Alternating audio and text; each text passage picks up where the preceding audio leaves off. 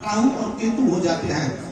चंद्रमा और सूर्य ने आकर के बताया था कि ये दैत्य है। इसी के कारण राहु और केतु मिलकर के चंद्रमा से लड़ते हैं। जब चंद्र ग्रहण लगता है, जब सूर्य से युद्ध करने आते हैं, तो कौन सा ग्रहण होता है? सूर्य ग्रहण होता है।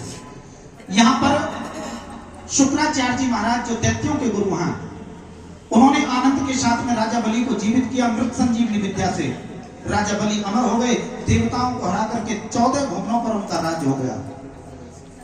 भगवान ने बड़े आनंद के साथ में वामन अवतार लिया और 3 पग पृथ्वी का दान लेने के कारण यहाँ पर राजा बलि से उसका सब कुछ ले लेते हैं। बोलिए वामन भगवान की। चौथे दिन की कथा में मैंने आपको श्रवण कराया, राजा सत्यवती की कथा आती है।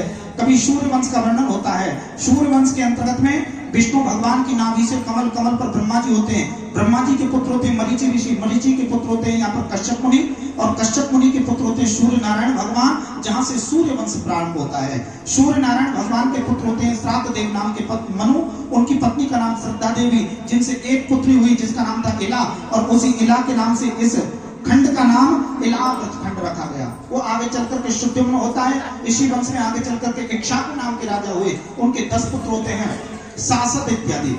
इसी वंश में आगे चलकर के सरियाती नाम के राजा होते हैं, जिनकी बेटी सुकन्या का विवाह चमन ऋषि के साथ में होता है। इसी वंश में आगे चलकर के अमरीश जी महाराज की कथा आती है, जिन्होंने एकादशी का व्रत करते हुए दुर्वासा जी के अहंकार को दूर किया है।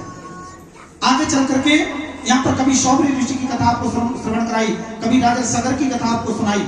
सगर के 60,000 पुत्रों का उद्धार करने के लिए भागीरथ जी के कहने पर गंगा मां इस पृथ्वी पर अवतार लेकर के आती हैं, शिव की जटाओं में आकर के ठहर जाती हैं, और भागीरथ जी के प्रार्थना करने पर शिव की जटाओं से निकल करके गंगा ने सगर के 60,000 पुत्रों का उद्धार किया है। बोलिए गंगा मैया की जय। इसी वंश में आगे चल करके रघु नाम के राजा होते हैं। रघु के पुत्र होते हैं अज के हुए दशरथ, और दशरथ के होते राम। बोलिए राजा रामचंद्र भगवान की जय। राम लक्ष्मण भरत शत्रुघ्न 4 भाई होते हैं।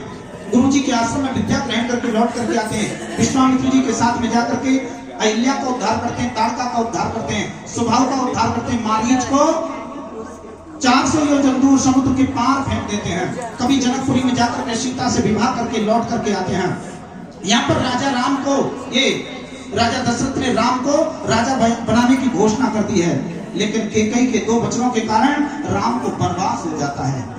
जंगल के अंतर्गत में जाकर के भगवान ने निषाद राज से मित्रता की है, कभी केवट का कल्याण किया है, कभी यहाँ पर भारद्वाज ऋषि के आश्रम में गए हैं, कभी अत्रि मुनि के आश्रम में जाकर के अनसुईया से सीता मैया ने पतिव्रत धर्म का पाठ पढ़ा है। यहाँ पर अनसुईया मैया ने पतिव्रत धर्म का पाठ पढ़ाया है, किसको? सीता जी को।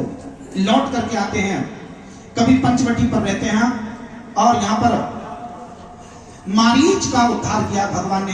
रावण के द्वारा सीता का हरण हुआ है। भगवान राम सीता की खोज करते करते जाते हैं। कभी यहाँ पर जाकर के भगवान ने शबरी का उद्धार किया है। ऋष्यमुख पर्वत पर जाकर के भगवान ने सुग्रीव से मित्रता की, बाली का उद्धार किया। हनुमान जी के द्वारा सीता की खोज की गई। नलनील नाम के वानरों के द्वारा समुद्र के ऊपर पुल बनाया गया। भगवान राम सेना के सहित लंका में जाते हैं और रावण का कुल के सहित उद्धार करके अपनी पत्नी को लेकर के अयोध्या के राजा हुए हैं। बोलिए राजा रामचंद्र भगवान की जय हो। कभी